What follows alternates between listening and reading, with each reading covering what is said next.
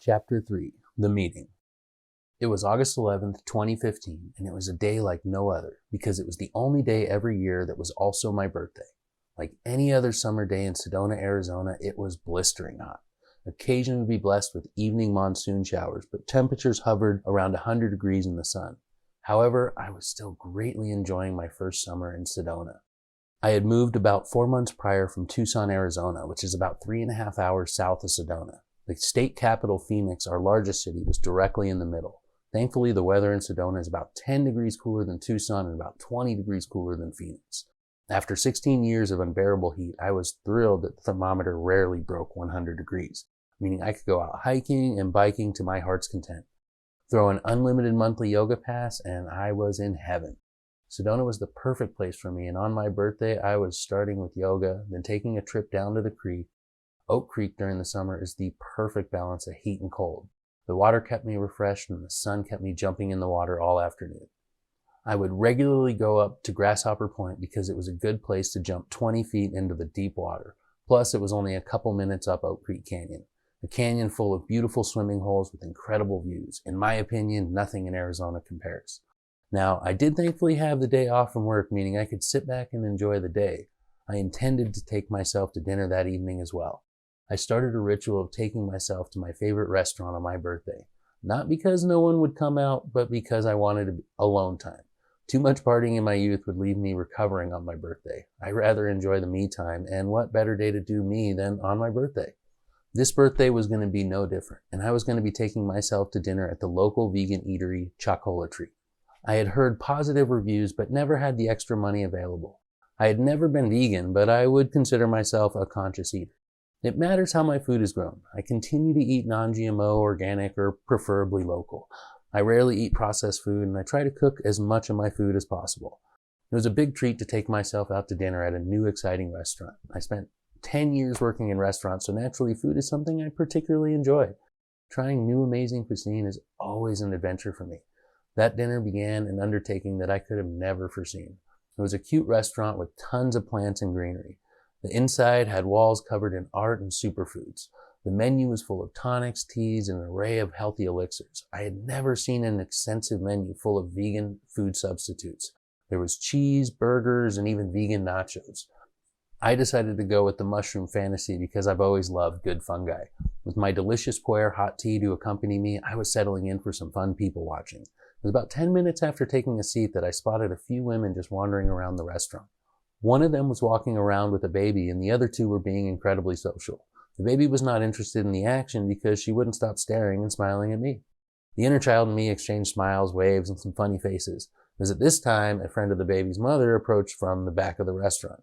She was beautiful, confident, and a stunning woman. I noticed her from before, but she noticed me this time. There was almost an instant connection. She approached me without hesitation. Her self-possession was unrivaled and her beauty breathtaking.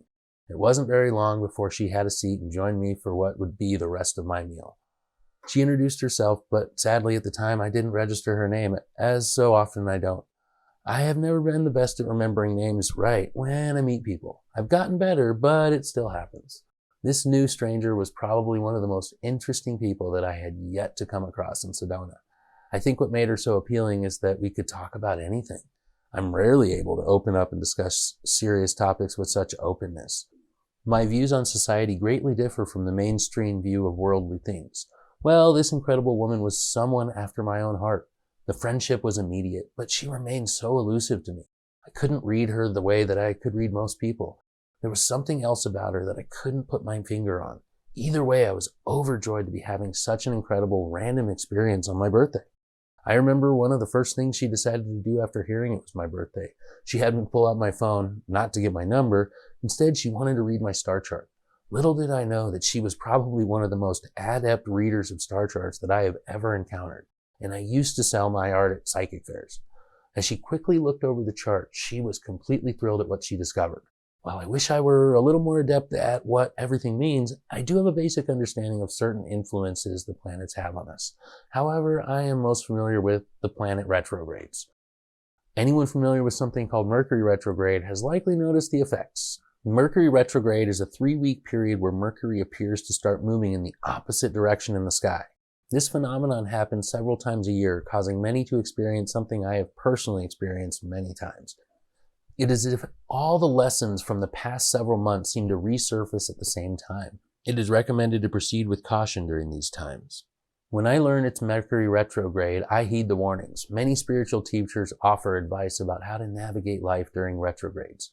My experience has taught me that many past issues are brought up spectacularly, only to test our current emotional reactions. In my opinion, the stars and planets affect our lives in ways that few people understand or even try to comprehend. I've had previous star readings, most significantly a reading saying my ideal partner would be a water sign. My new friend and dining companion just happened to be a water sign. Well, as she read my birth chart, she proceeded to tell me much of what I already knew about myself. I was a strong fire sign and I had many planets in the house of Leo, including the sun. I displayed the characteristics Leos have: intelligence, warmth, and courage. Leos also battle with arrogance, pride, and struggle to listen. It wasn't so much the Leo information that caught my attention, but it was the fact that she started saying that our other planets lined up with one another. My Venus was in an auspicious place in her chart. My moon was in a midheaven. Honestly, I don't even know that, and I'm writing it. I still barely understand what it means. I have since discovered that the studies on the subject have shown most lasting married couples have favorable star charts. It is uncommon that two people with unfavorable star charts end up together, and if so, show higher divorce rates. The Astrology File by Gunter Sachs shows this. So now that we knew the stars were aligned, I guess getting to know each other was the next step. We started talking and talking and talking. I sat there across from her feeling the connection we had. I am far from the person to make the first move, and was just so blown away at how smart and insightful this person was. She was as smart, if not smarter than me, which I loved. Her sense of humor was light and sweet, although she had this stoic presence that made her elusive to me. I honestly didn't know what to think, and I just kept talking with her. We talked until they kicked us out of the restaurant. I offered to give her a ride home, which she explained was less than half a mile up the road. I walked her to the door and gave her a big hug goodnight. The energy between us was so powerful, but neither of us dared to make the next move. It was perfect just how it happened. As I started my car, it began to rain, the drops hitting my windshield as I backed out of the driveway. She stood in pristine beauty at her doorway as I waved goodbye. It was now sprinkling as I drove away from this mysterious woman who had unknowingly stolen my heart. She was all I could think about that night and the next day. Although I didn't have her name, I saved her number in my phone as beautiful. I was fascinated and couldn't believe how lucky I was to receive such a special birthday present. I felt terrible that I hadn't caught her name or remembered it, but it didn't stop me from thinking about her. She had truly captured my eye that night. We both knew there was something special, but I didn't make a move and neither did she. It just wasn't meant to happen yet, but I wasn't going to let that stop me. The next day came around like any other, up early and off to yoga. The one difference being I couldn't get this amazing woman off my mind. It made me feel again like a little boy at Christmas. My inner child was running wild and I wanted to see her again. As I was driving to the store that day, I coincidentally drove past her friends from the previous night.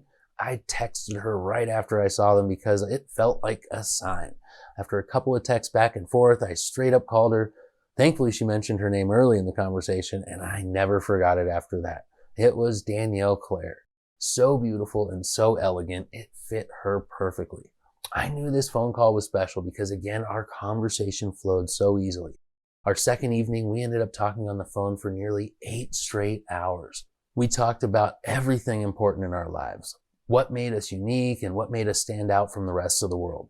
Much entailed the problems faced by aggressive male egos, something both of us had very strong opinions and experiences to share. As a beautiful woman, she was repeatedly a target for the alpha male. All the smooth talking, conniving, lies, and insidious means that these guys do and say to try to get in a woman's pants. This incredible woman told me stories of which I am unable to repeat. She was, after all, 007 dance teacher. Her purity and beauty were only masking her strength and awareness. She could smell out ill intentions like it was a sixth sense. This gift was as much of a curse as it left her jaded to the abuses of men. I wanted to understand further as I was never a victim of repeated abuse. We talked about it for a while because she had seen in one bad relationship after another. These guys would appear as good, honest, and caring individuals, but instead were cunning deceivers. These guys are so good at putting on a front that most people didn't see the person that they are behind the scenes. Men have become super good at hiding their true selves from women and the public.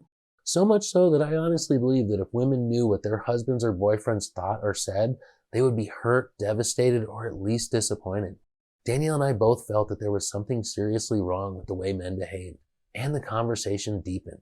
She told me that night over the phone many additional stories. She would have guys that would promise the world, would put on the face, but when it came down to it, they were horrible people on the inside. They were cold and manipulative, they were secretive, and people who had many times had separate lives. We discussed men having other girlfriends or even wives. The bizarre stories that I've heard are cruel and a bit disheartening. It was endless abuses that many of these men put Danielle through, and because they put up such a good front, it's impossible to convince other people otherwise. The topic of her many crazy past relationships was a hot issue. I've since learned from her friends, her past boyfriends seemed so nice, but were capable of such awful behavior. Throughout her life, men inflicted a large amount of psychological pain. She even explained how much it affected her when her father took his life when she was only 10 years old. We shared experiences that most people wouldn't share with a practical stranger. We talked about deep topics that have positively and negatively affected who we are as individuals. I was impressed at how much she understood the dark side of men that are being created by our society. She was impressed that I was willing to stand up to those alpha males because it isn't easy. I explained how much being a man whore is celebrated among groups of men. I even found it difficult to speak up against this behavior. So often men are conditioned to be accepted by the alpha male. If we disagree with the alpha male, we often become targets for ridicule. It has personally taken me years to develop the confidence to stand up against some disrespectful behavior, and rarely do I do it in a public setting. However, if I have communicated my feelings about a topic, I have no problem reasserting myself. Over the 8-hour phone conversation, we had discussed to a great extent the abuses women commit towards one another. Danielle had repeatedly dealt with attacks while running her dance studio. She was the victim of many different women in the local community, and I had sympathy.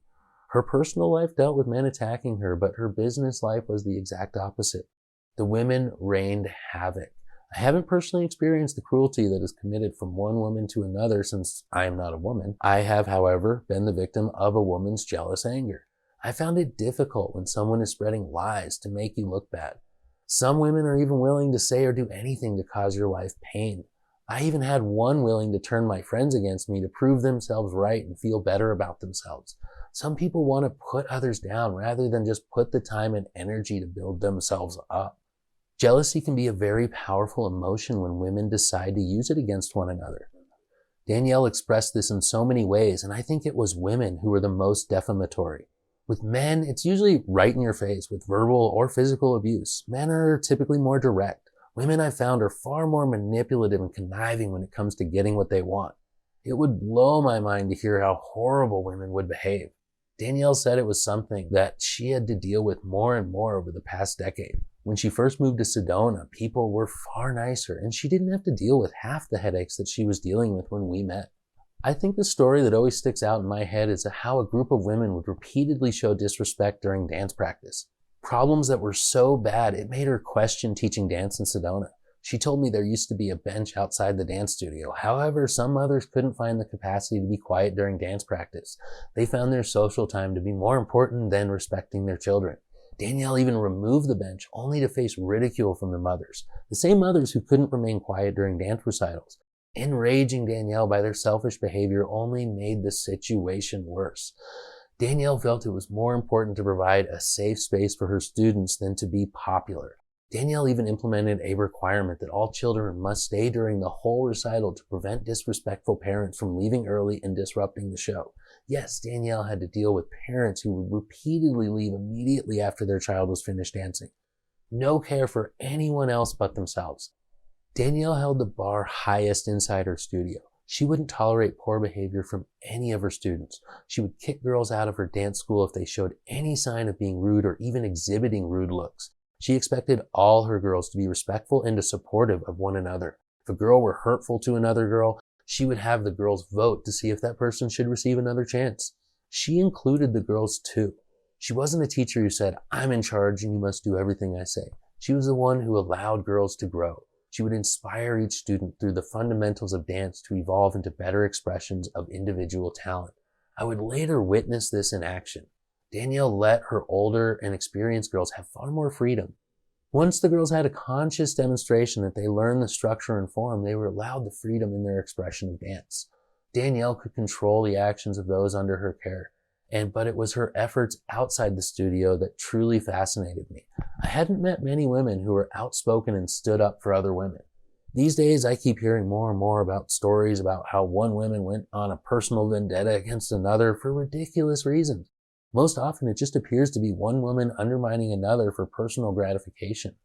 Where putting someone else down seems to make the other person feel better, digging for dirt, spreading false rumors, and a long list of other sites that I still find unbelievable. I think what made me even more captivated by Danielle was when she told me about the horrible women in Sedona and how they treated her and her friends. Danielle, as I found out, was truly a best friend to everyone she knew. When one of her friends had lost her mother and as a result decided to close her business, Danielle was there for her. Danielle and I both wished that people weren't so selfish because of the backlash that happened for Danielle's friend was probably one of the worst, horrific community reactions that I have ever heard. Danielle told me that since her friend decided to close the business, that many of her clients were less than happy. It was purely selfish. They didn't care about the situation she faced. They were upset that they would have to go somewhere else for services. The reactions were purely self-centered, which is sad that people would respond in such a way. They couldn't seem to understand why she would close her business, even though she had suddenly and traumatically lost her mother. Many women began to spread horrible rumors because they were unhappy about the outcome. Danielle would have to accompany this friend to the store to protect her from people who would say the most inappropriate comments. Honestly, hearing about someone willing to stand up for others because it was the right thing to do was so heartwarming to me. I was falling in love.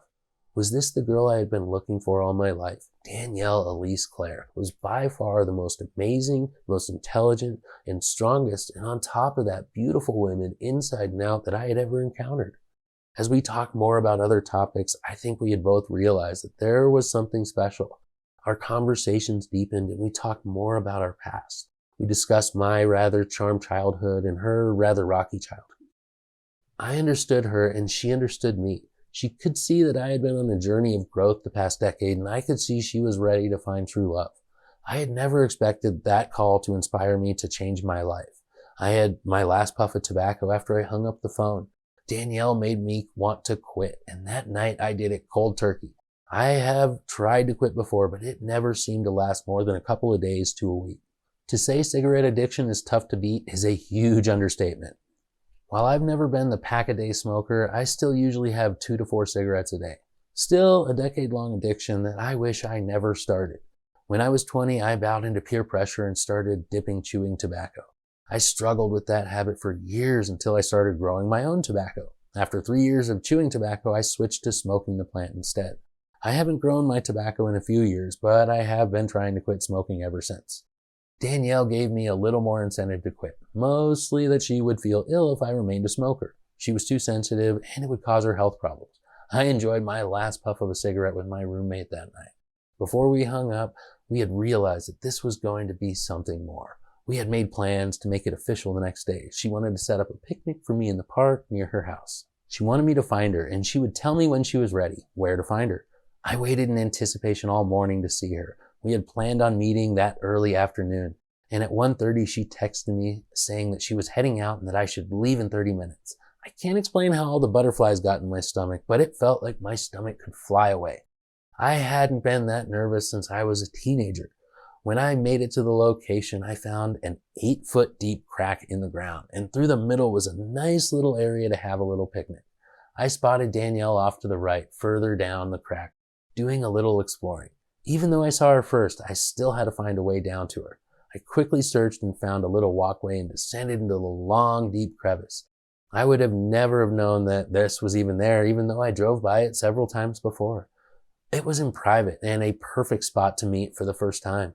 I spotted her just before we locked eyes. I don't know if it was just me, but I think we both went in for the kiss right away. The kiss was truly powerful and memorable. Our lips remained locked for 20 seconds before we released. After 13 hours of talking, we were ready for a little bit of action. The mosquitoes quickly joined our kissing party as very unwelcomed guests. While the mosquitoes weren't very kind, Danielle truly was. She had some incredible little snacks, all organic, non-GMO, and very delicious, all set out for us. We didn't hang out with our biting friends very long, but I can tell you that it was a beautiful first date. It was official. I was going to be spending quite a time with Danielle. We were truly inseparable from that point on.